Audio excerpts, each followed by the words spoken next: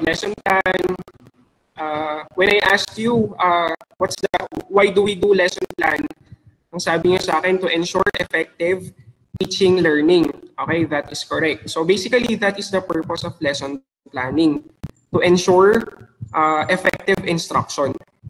So basahin niyo na lang yung mga definitions and other matters about lesson planning. So these are the three things that we should aim to answer when we are doing lesson plan. So ano dapat yung ituturo, paano ituturo, and how should learning be assessed. So di ba dun sa first activity nyo sa teaching of science, sa first activity nyo, di ba, parang I asked you what is the implication of learning theory to teaching and learning? What is the implication of constructivism to teaching, learning, and assessment? Diba? I asked you that. So those are just some of the things that you have to consider when you are doing lesson plan. So yung mga theories identified in our curriculum, yung mga teaching strategies recommended in our curriculum. So what should be taught? Actually, that can be hindi na masyadong mahirap yan sagutin because what should be taught is in the curriculum. So identified yung performance and content standards. Okay? So how should it be taught? Papaano? Okay? Ang ano dito, parang ang madalas sabihin dito dun sa how should it be taught ay you should use varying strategies, teaching strategies. So ibig sabihin, throughout here, hindi lang puro lecture discussion. Okay, you should also provide activities. You should also use other teaching strategies. Nung differentiated instruction ay one of the bases is the learning style theory. And then how should learning be assessed? Considering differentiated instruction, considering learning style theory, ang simpleng sagot lang doon ay we should use varied assessment procedure, assessment tools. Naririnig niyo ba ako? Yes, sir. Yes, sir.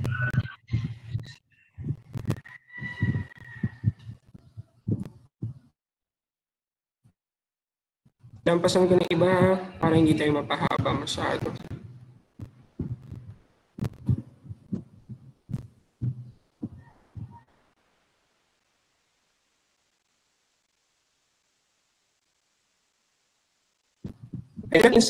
Instructional model.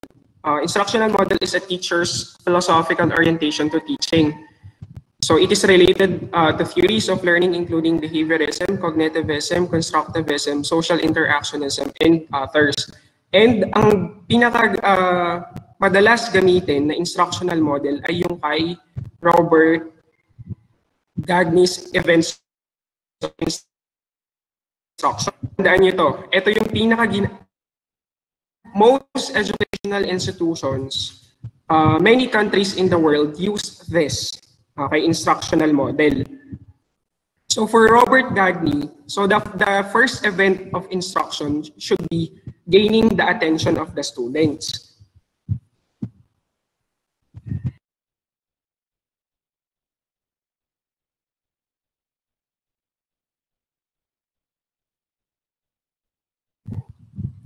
Okay, so after gaining the attention of the students, remember these are events of instruction. So ibig sabihin mahalaga yung bawat events.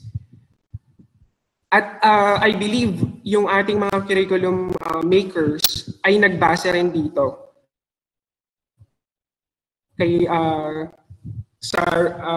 dito sa Robert Gagne's events of instruction. Okay, so you should gain the attention of the students first. Paano kapag ito ang question? Paano kapag may hindi nakikinig na estudyante? Anong gagawin nyo? Should you take it against yourself? Should you take it against the child? Ano sa tingin nyo? Anyone?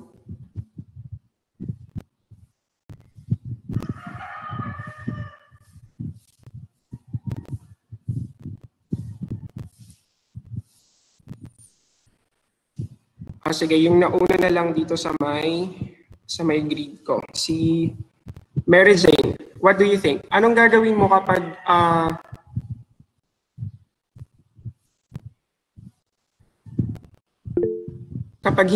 hindi ayan, sige. Do something that can get their attention. Okay, so that's correct. So when someone's not paying attention, people, you should take it as a challenge. Okay, hindi nyo dapat ipapahiya yung estudyante na hindi nakikinig sa inyo. Okay, sabi nga ni Miguel, you should do something to get their attention.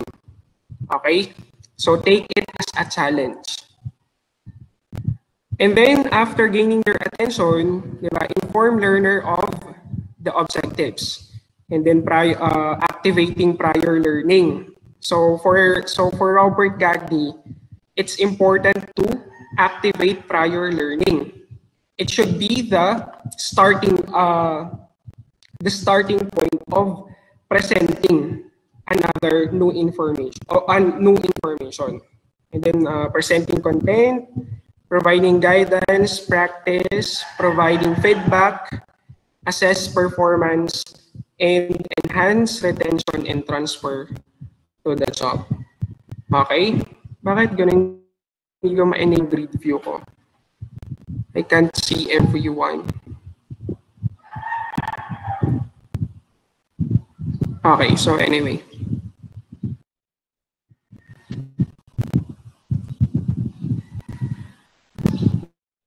Okay. So these are the different instructional strategies mentioned in the DepEd Order number 42 series of 2016.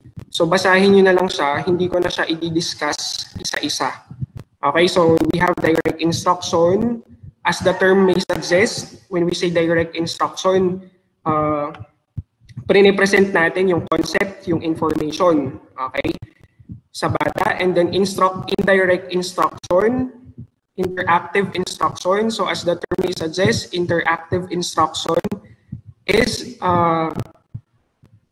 involves interacting with students. So by asking questions, ganyan, or by asking them to debate about a particular issue, ganyan, interactive instruction. Experiential instruction, examples of experiential instructions are field trip. What else aside from field trip? So in experiential instruction, conducting experiments that can also be considered as experiential instruction.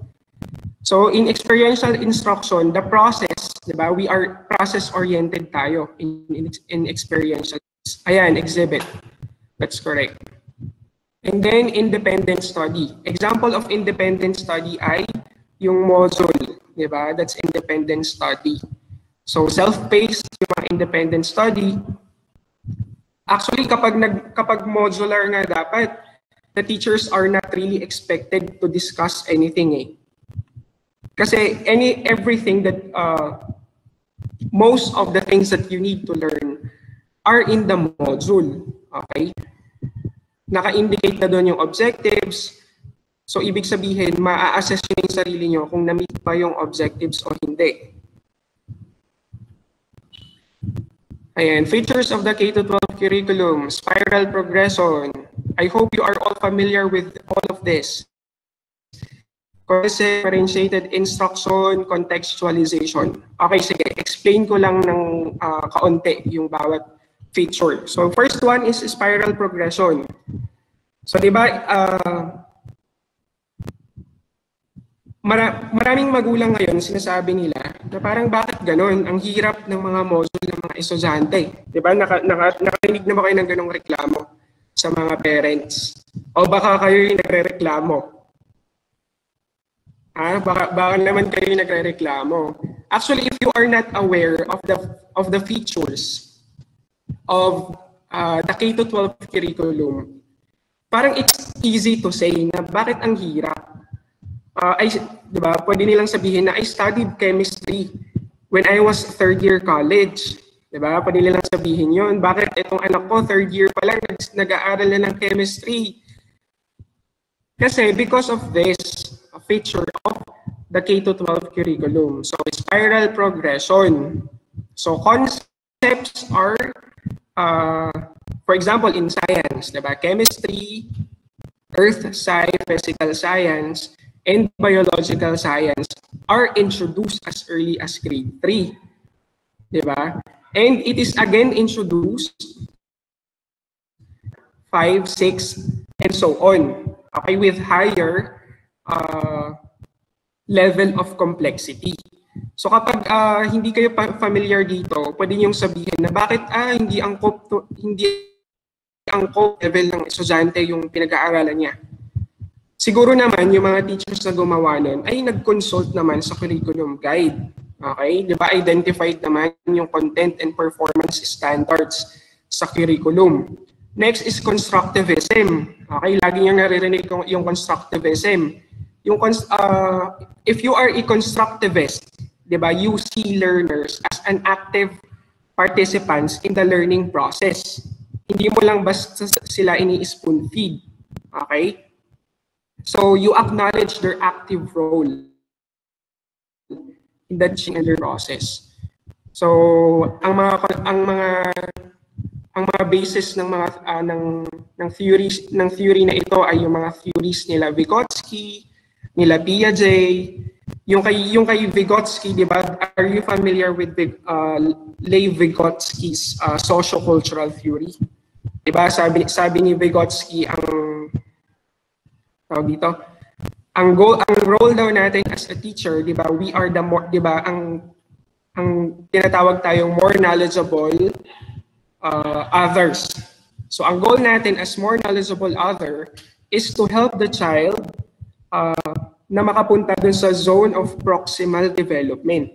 Okay, yung current position ng bata ay zone of actual development. So ang goal natin is to push or lead them to their zone of proximal development. Ibig sabihin, ma-maximize dapat natin yung development nila. And then, differentiated instruction. So, one of the bases, like what I said, of differentiated instruction is the learning style theory. Ang gagawin kapag i-consider natin yung learning style theory, doon sa nabasa ko sa activities nyo, some of you said, parang we should, parang ano ba yung mga nabasa ko? Sabi ng isa sa inyo, parang we should know the different learning styles of our students so that we can determine the best teaching method and the best assessment tool. Okay, so what's my reaction to that? Diba, parang sa umpisa pa lang, diba, dapat ina-acknowledge na natin that there are individual differences, that one student is different from the other students. Or in other words, students are different, diba, from one another. So sa umpisa pa lang, dapat alam na natin yon. Diba? Hindi na natin kailangan mag-survey na ikaw ano yung learning style mo? 'Di ba? What if the students are not aware of their own learning style? 'Di ba? Paano pag sinabi na lang nila sa inyo, I'm a visual learner po. I'm an audio learner po. Or what if all of them said or told you that they are visual learners? So ibig sabihin ba noon i-limit mo lang sa mga visual aids yung mga instructional materials mo? Diba hindi? Kasi at the very beginning, we should have acknowledged the fact that our students are different in many aspects. So kailangan may differentiated instruction. We must adopt, diba, different assessment tools. So ganun siya. Okay, hindi natin iso-survey yung mga estudyante. Kasi for one, it's not practical, di ba? Lahat ba ng dadaan sa inyong estudyante, aalamin nyo yung mga learning styles nila? At sabi ko nga sa inyo, they may not be aware of their own learning style, preferred way of learning. And as to the best method, is there a best method in teaching? Meron bang best method? Is lecture discussion the best method? Is indirect instruction the best method? Meron bang best method when it comes to teaching? What do you think?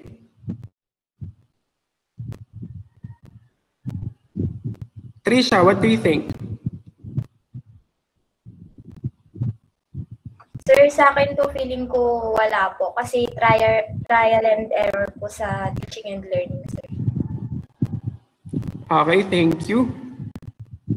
So there is, sabi nung isang teacher ko dati nung college, sabi niya, when my classmate asked him, sabi nung classmate ko, "Sir, what is the best method in teaching?" Sabi nung teacher ko, at nabilib ako dun sa sagot niya, sabi niya, "There is no such thing as best teaching method." Sabi niya, the combination of different methods is the best method. So nakukuha niyo ba? So there is no single best method, but rather the combination of many methods, of different methods, is the best method. So why? Diba? Because of the individual differences. So yun lang yun. Yun lang siya kasimple. And then contextualization. So bakit importante itong contextualization? Kasi if the child or if the children are learning based on context, mas nagiging meaningful and thus effective yung learning. Halimbawa, in teaching liquid, 'di ba? Yung mga examples niyo pwedeng contextualize. So yung contextualization kasi parang it can be further divided into two localization and yung sa may indigenous. Yung sa localization, ibig sabihin lang nun, parang based on your locality, yung paraan, yung mga examples mo, ganyan. For example, in teaching liquid to your students, halimbawa taga Batangas kayo. And di ba, we all know that in Batangas, lambanog is very popular. So instead of giving them examples of liquid like like wine, ganyan. Di ba, why not give them the example lambanog? Di ba? Doon sa lambanog, lahat sila familiar kasi pwedeng yun yung hanap buhay ng mga parents nila. So nakukuha niyo ba yung point ko? That's contextualization. Localization specifically. Ayan. So, nakita niyo na ba yung activity na sinend ko sa inyo? Yung last? Nakita niyo na? Yes, sir. Yes. Yes po. Ayan, yung last ay ang deadline nun ay sa Monday pa. Tama ba ako? Kasi medyo ano siya medyo hard siya, medyo mahirap. Kasi gagawa na kayo ng semi-detailed lang naman yung pinagawa ko sa inyo na lesson plan. Okay, medyo nakakalito din kasi may pre-provide naman akong notes doon sa activity nyo. Diba? A lesson plan can be detailed lesson plan, it can be semi-detailed lesson plan, and it can be an outline. So ano yung ginagamit natin usually? The semi-detailed and detailed lesson plan. Ang problema pa sa mga terms na to ay in the if you are working under the Department of Education, so iba yung detailed lesson plan nila. Okay? Yung DLP nila is different from the DLP of non-DepEd teachers. Sa amin, when I was in college, pag sinabi naming detailed lesson plan, nagkakaintindihan kaming lahat kung ano yung detailed lesson plan. At yun yung papakita ko sa inyo.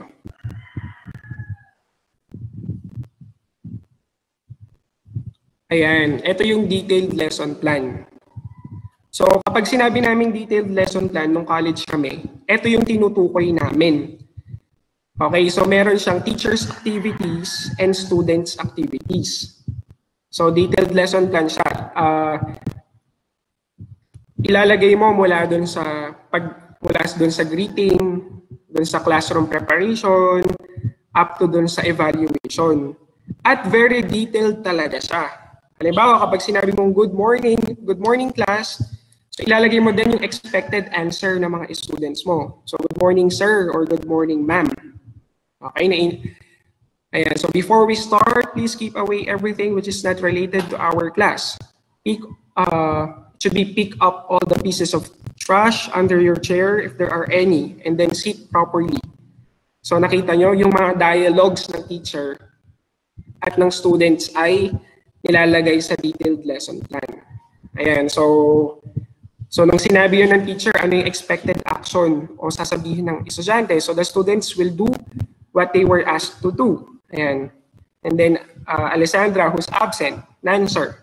So I think I made my point. So let's go back. So huwag kayong malilito Sa DepEd, pag sinabing DLP, meron silang template. Okay? Pero detailed lesson plan may also refer to so these are the usual parts of a lesson plan. So of course, una lagi yung objectives or learning competencies, followed by the subject matter. So in the subject matter, we indicate or we specify the topic. For example, solid, liquid, gas. And then instructional materials. So ano yung mga gagamitin yung instructional materials? Chart ba? Whiteboard and marker ba? So you list down the instructional materials that you are going to use. Your references, the teaching strategies, ayun, indirect instruction ba? Active learning ba?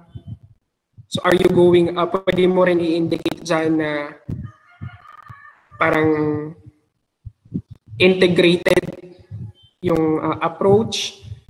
Ayan. And then after subject matter, procedures or teaching learning episodes. So preparation. Ayan. So under preparation are the routine activities. Nagtanong ako sa GC, sabi nyo, sabi ng isa sa inyo, it would be your first time to write a lesson plan. Tama ba? First time nyo. Yes, sir. Yes po. Okay, so ibig sabihin, medyo bago sa inyo itong mga to. Tama ba ako? Yes po. Yes, sir. Okay, so makinig kayong mabuti para hindi kayo mahirapan sa paggawa ng detailed lesson plan, no? Okay, isa-isahin ko muna Nakagawa na po ako, sir. Okay, Justin. Oo, kasi nag-take ka na ng teaching of Earth Sci and Physical Science. Yes, sir. Okay, may tatanong ako sa iyo, mamaya Justin, ha? So chill ka lang muna dyan. Sige, sir. Sige po. Okay. So routine activities. So ano ba yung mga nasa routine activities? Ito yung pag nasa DepEd, 'di ba, may prayer, ipapapulot niyo yung mga kalat, you will ask your students to sit properly. So kapag semi-detailed lesson plan lang siya, so pwede niyo lang siyang ilagay na the students will be asked to pray, ganyan. Or bago prayer, pwedeng the students will be asked to pick up the pieces of trash around them, and they will be asked to arrange their chairs, ganyan.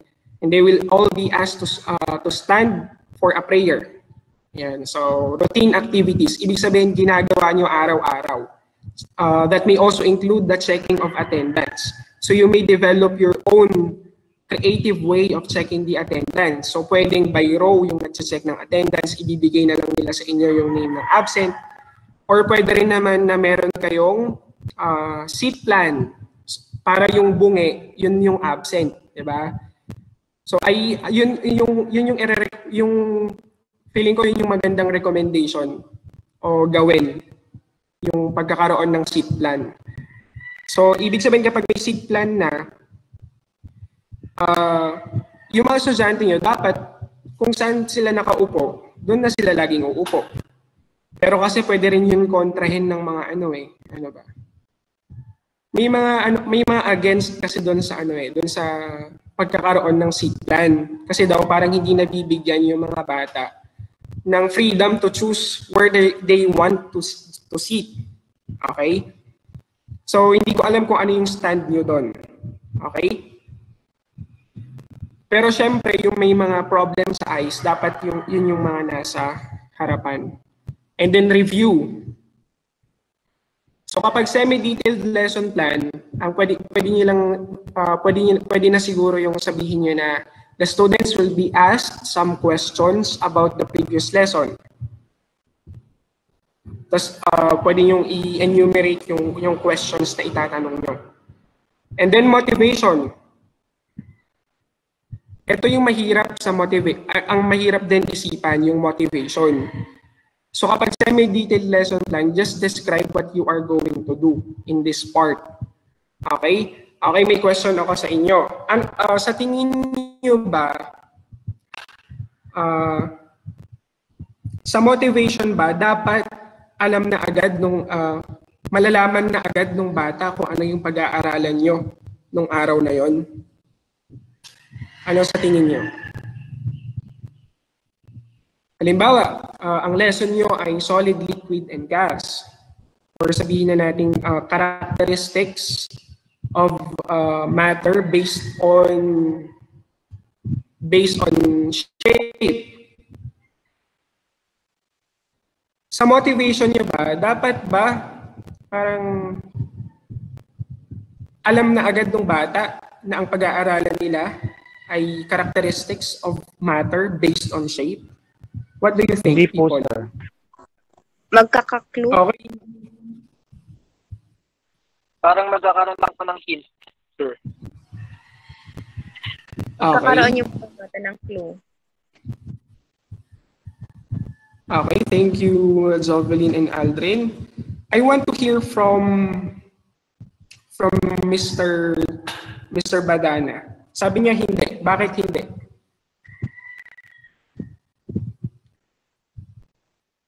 Justin. Yes, sir. Sabi mo kanina hindi. Bakit hindi? Minsan, sir, yung motivation natin, di kailangan yung may hint na po sa lesson. Pwede po maging icebreaker po natin. Kasi minsan yung mga bata, lalo na po paghapon yung lesson natin, naboboard sila. So, minsan pwede na maging icebreaker po. Pwede ding maging introduction po sa lesson natin. Basta, hindi po siya maging motivation po para sa kanila na matuto po sa bagong lesson. Okay, thank you, Justin. So, sa motivation,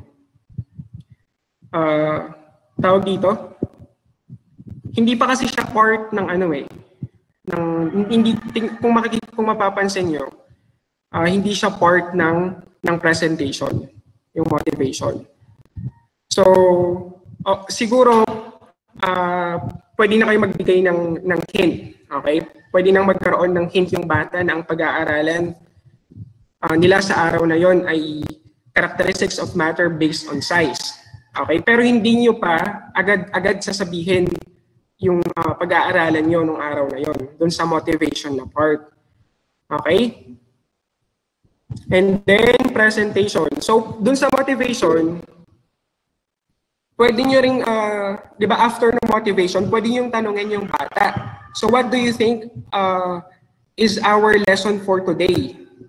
Di ba? So, after ng motivation, pwede nyo silang tanungin, ano sa tingin nyo yung pag-aaralan natin ngayong araw? Okay? So, pwede yon. And then, after motivation, presentation na. So, tama rin yung sinabi ni Justin kanina. So sabi ni Justin, pwedeng icebreaker, but ang comment ko lang doon ay the icebreaker should be as much as possible related to the lesson, no? And what else? So ang purpose ng motivation is to gain the attention of the students eh. So kung mapapansin nyo, di ba, parang based siya doon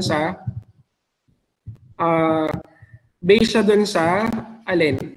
Sa kay Robert Gagne's Events of Instruction. Ayan, then after motivation, presentation na. And then, ito yung gusto ko pang tanungin kay Justin. Sa inyo ba, Justin, ano yung nauna? Generalization or application?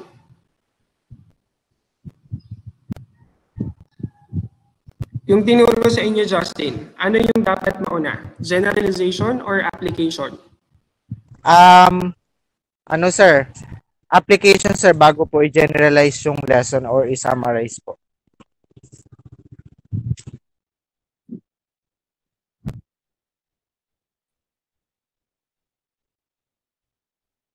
Okay, application muna bago generalization. Pero yung ginamit ko kasing reference dito, inuna niya yung generalization bago yung application.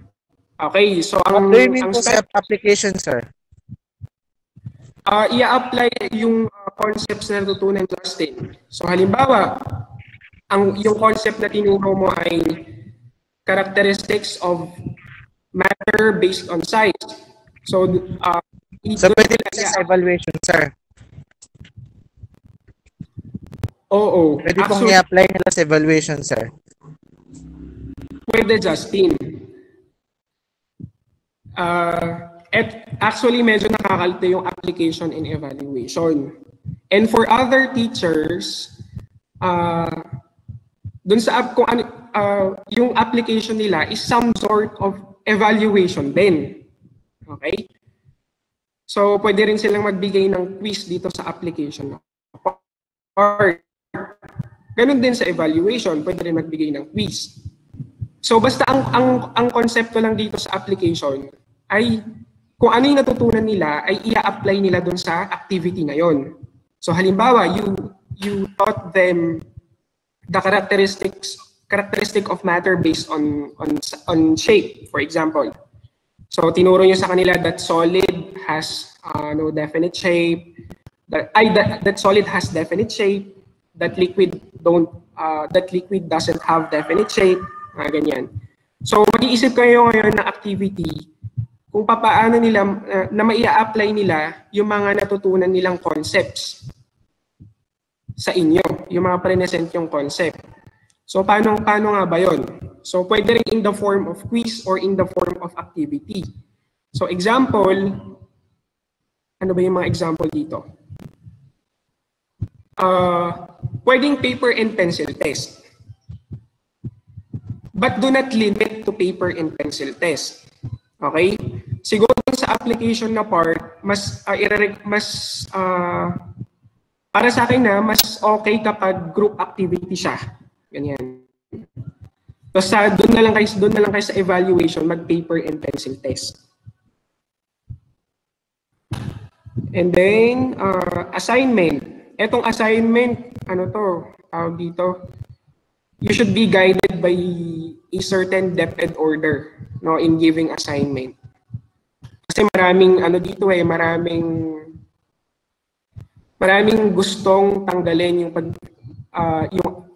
maraming nagsasabi na hindi dapat nagbibigay ng yung teachers ng assignment. Kasi daw, ang reason ng mga advocates ng hindi pagbibigay ng assignment ay para daw magkaroon ng time yung parent and child. Diba? Para daw magkaroon naman ng bonding time. Hindi pagdating sa bahay, aral pa rin yung aatupagin. But of course, may mga advantages pa rin naman yung assignment. And kapag sa pagbibigay ng assignment, you should be guided by the depth and order about this. Okay? Ayan, ito yung ginagamit kong format dati nung nag-PPT ako. So, objectives, preliminaries, Parang ganun din naman na iba lang dito sa may application and generalization. So, dun sa kanina, nauna yung generalization before application. Dito, nauna yung application and then generalization. Ano ba yung ginagawa pala sa generalization? Muntik ko nang makalimutan. So sa generalization, usually dito sinasum up nyo kung ano yung napag-aralan o natutunan ng mga bata nung araw na yon. So pwede siya in the form of questioning. So kapag semi-detailed lesson plan, pwede nyo sabihin na the students or the children will be asked the following questions. Then enumerate the questions that you are going to ask for your students for generalization. Okay? Pero kapag detailed lesson plan siya, diba? Because given that detailed lesson plan includes students and teachers activities, hindi nyo lang ilalagay yon. Hindi nyo lang sasabihin na the students will be asked the following questions. Number 1, do solids have definite shape? Hindi lang ganon. Isasabihin nyo din yung expected answer ng students. Nakukuha nyo ba? Ayun. So I hope malinaw sa inyo, no, the difference between semi-detailed lesson plan and detailed lesson plan. Ay hindi ako nakapaglagay ng example ng semi-detailed dito, no. Pero ganito lang din siya. Wala nga lang siyang pwedeng hindi na kayo mag-insert ng table. So, halimbawa, A, classroom preparation. Sa baba ng classroom preparation, i-indicate nyo lang doon kung ano yung gagawin nyo, anong gagawin ng bata. You don't need to say, good afternoon class, and then may response ng students na, good afternoon sir. So, ilalagay nyo lang dyan kapag semi-detailed lesson plan ay A, classroom preparation. Under the classroom preparation, the students will be greeted good morning or good afternoon. They will be asked to arrange their chairs and to pick up the pieces of trash around them, and they will be asked to stand for a prayer. Ano lang, parang ina-narrate nyo lang kung ano yung ina-expect nyong mangyayari. And is that clear? May questions ba so far?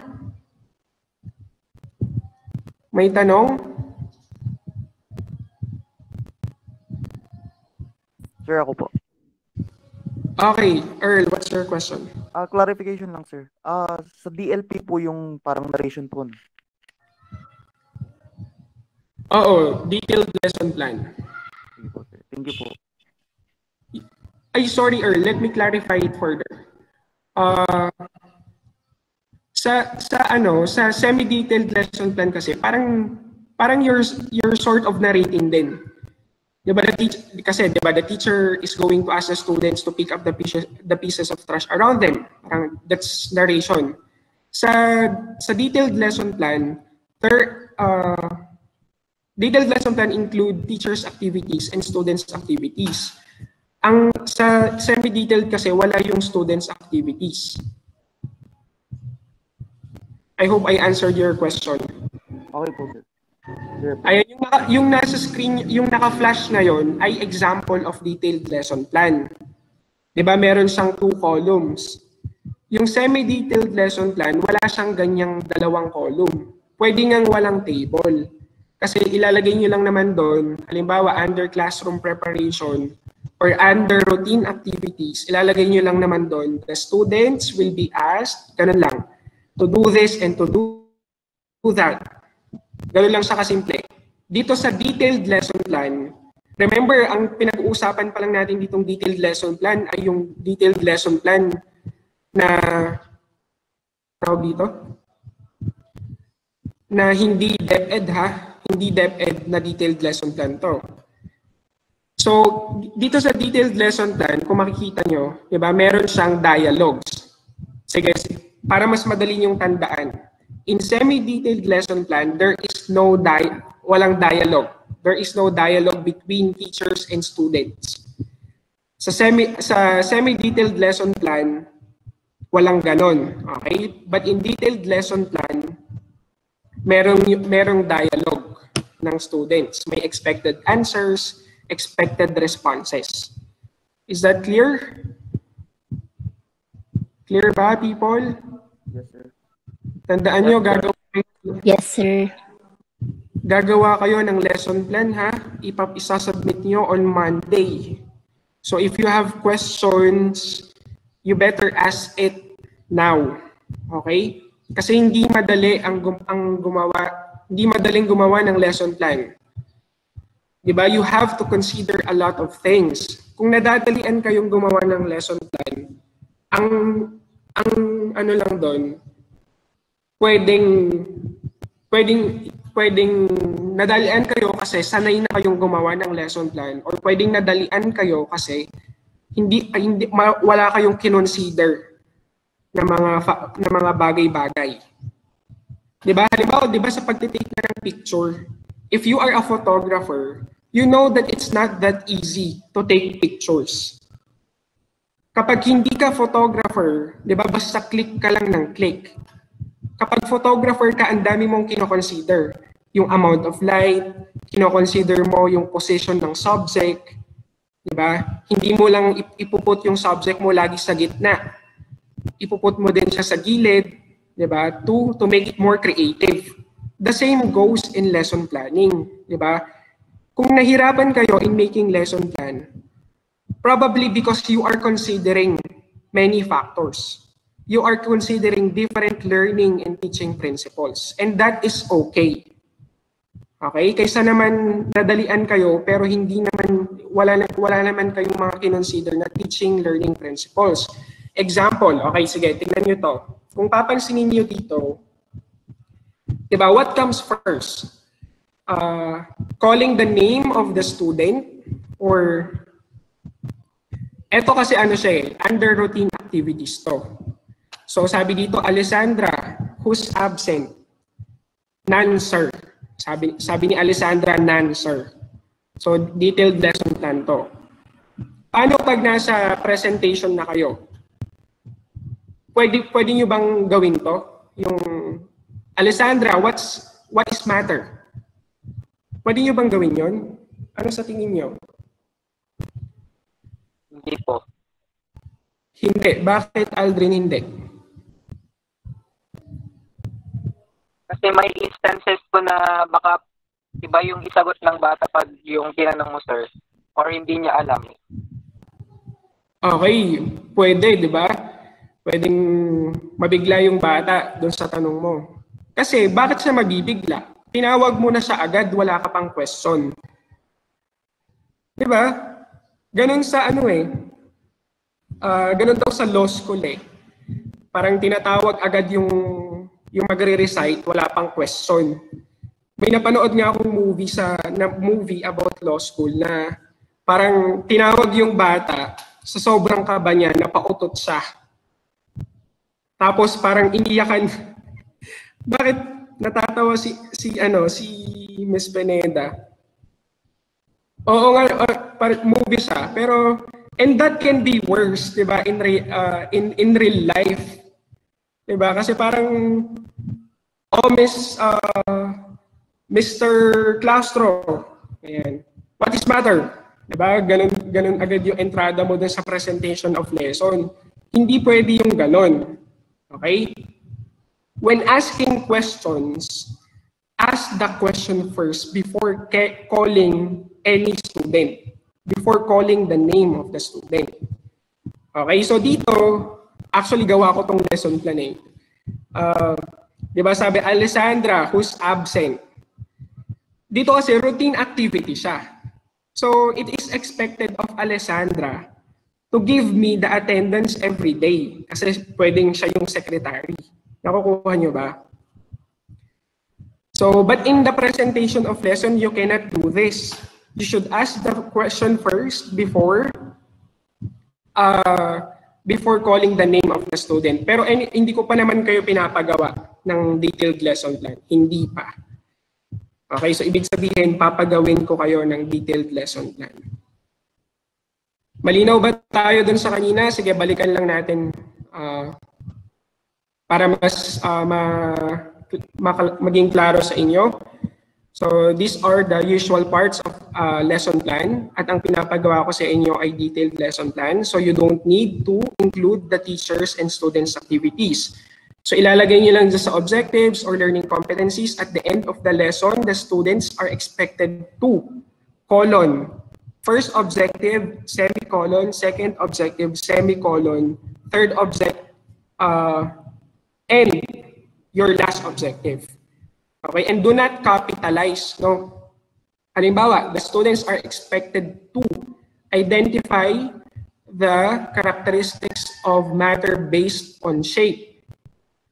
Semicolon. Hindi nyo kailangang i-capitalize yung I doon sa identify because it's just one sentence. Diba? At the end of the lesson, the students are expected to. Kumbaga parang katuloy niya yon.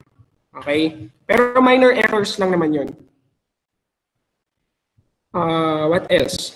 So in your objectives, muntik ko na namang makalimutan, your objective should be smart, diba? Nasabi ko na sa inyo before. It should be specific, measurable, realistic, and time-bound. So specific dapat siya. Most of lesson objectives, kaya sinasabi ko sa inyo mahirap gumawa ng lesson plan. Especially if you know the things that you need to consider. Pero kung hindi nyo alam kung ano yung mga dapat yung i-consider, pwedeng sobrang dali para sa inyo. Okay? Sabi nga, the more you know that you have more to know. Okay? So your lesson objective should be smart. It should be based on the performance and content standards indicated in the curriculum guide. So doon kayo magbabase. Mamaya may example akong ibibigay sa inyo. So ang pinakamahirap na hindi naman pala pinakamahirap. Based on my observation doon sa PT ko dati, ang usual error niya in formulating objective is yung measurable na objective. So yung objective niya ay specific. Yung objective niya ay attainable. Yung objective niya ay realistic naman and time-bound. Pero hindi siya measurable. Halimbawa, parang appreciate the importance of knowing this and that. Diba? Ano siya? Halimbawa, appreciate the importance of knowing the characteristics of matter based on shape. Specific siya.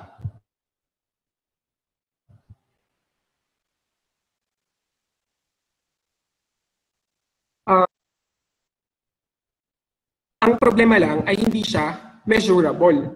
Diba? How are you going to measure appreciation?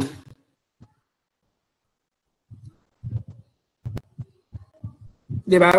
Dapat kasi doon, connected kasi lahat Parang everything, as much as possible, should be purposeful. Meron bang assessment tool na kayang i-measure yung appreciation ng isang estudyante? Meron ba? So paano natin siya mas magiging paano natin siya pwedeng gawing measurable. So pwede nating sabihin na express appreciation of blah blah blah through a role play or through an essay, through a slogan. 'Di ba naging yung kanina hindi siya measurable Sabi mo lang appreciate paano mo malalaman kung na-appreciate niya o hindi? 'Di ba? Are you getting my point? I hope you are getting my point because if you are not getting my point, there is a problem. So 'di ba sabi ko sa inyo kanina, objective should be smart, specific, measurable, attainable, realistic, and time-bound. So dapat laging ganon yung objectives nyo. So ang problema minsan, based on my experience, ang common mistake ay hindi measurable yung objective. Though they are specific, time-bound, realistic. So dapat lagi siyang measurable. Okay? So subject matter, sa topic ilalagay niyo lang naman dyan, topic, colon, solid, or characteristics of matter based on size. Ganun lang siya. Instructional materials, ililist down nyo lang. Chalk, whiteboard, marker, chart, ganun lang siya. References, just cite your references. Teaching strategies, inductive method ba, ganyan. Lecture discussion, collaborative chuchu, ganyan. Sorry for the chuchu. And then procedures, sa preparation, sa routine activities, kagaya na sinabi ko sa inyo kanina, pag semi-detailed, lalagay nyo lang, the students will be asked to pick up the pieces of trash around them. Ano ba dapat mauna? Prayer muna ba o paglilinisan niyo yung mga bata tapos i-arrange yung chair? Ano sa tingin niyo dapat mauna? Ha? Sige, tanong natin sige, Aldrin. May idea ka, Aldrin? Siguro sir, mas okay po muna na ma-organize muna yung buong klase bago mag-start ng prayer para mas maayos. Okay, so you are correct, Aldrin. So dapat maayos muna yung learning environment before anything else.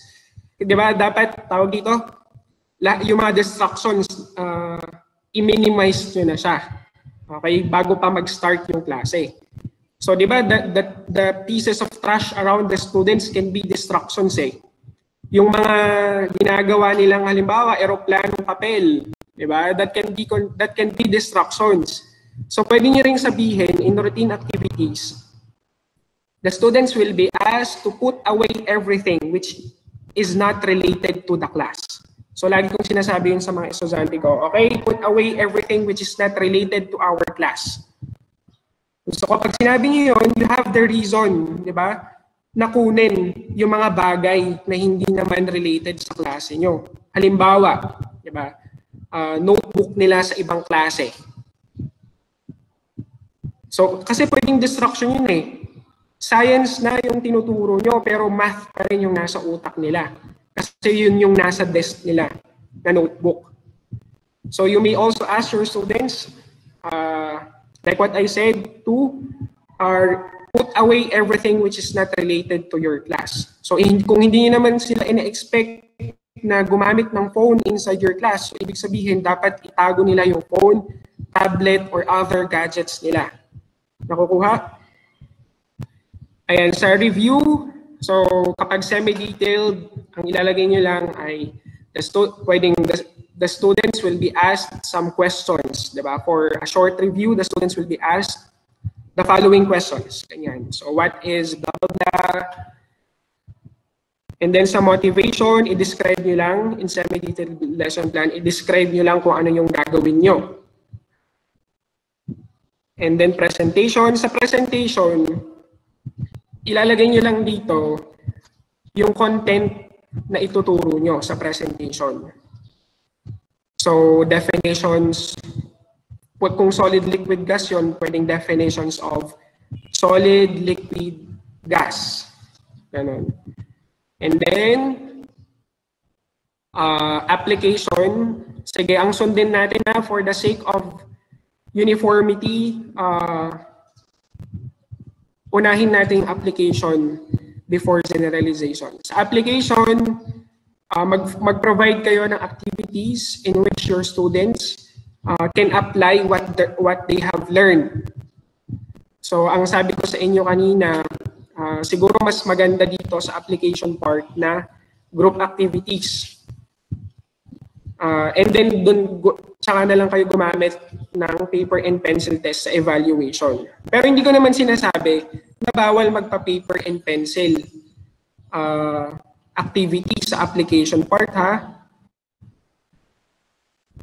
And then, after nung application, generalization. So, i-generalize nyo lang kung ano yung lesson nyo nung araw na yon.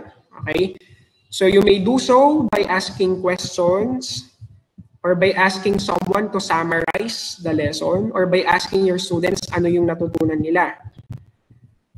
And then, or pwede nyo rin, ayun, basta yun. and then evaluation assignment. May tanong ba kayo?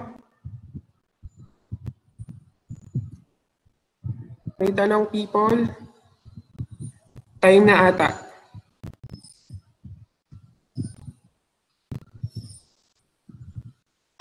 Oo, time na, princess. Oo, sir. May question kayo?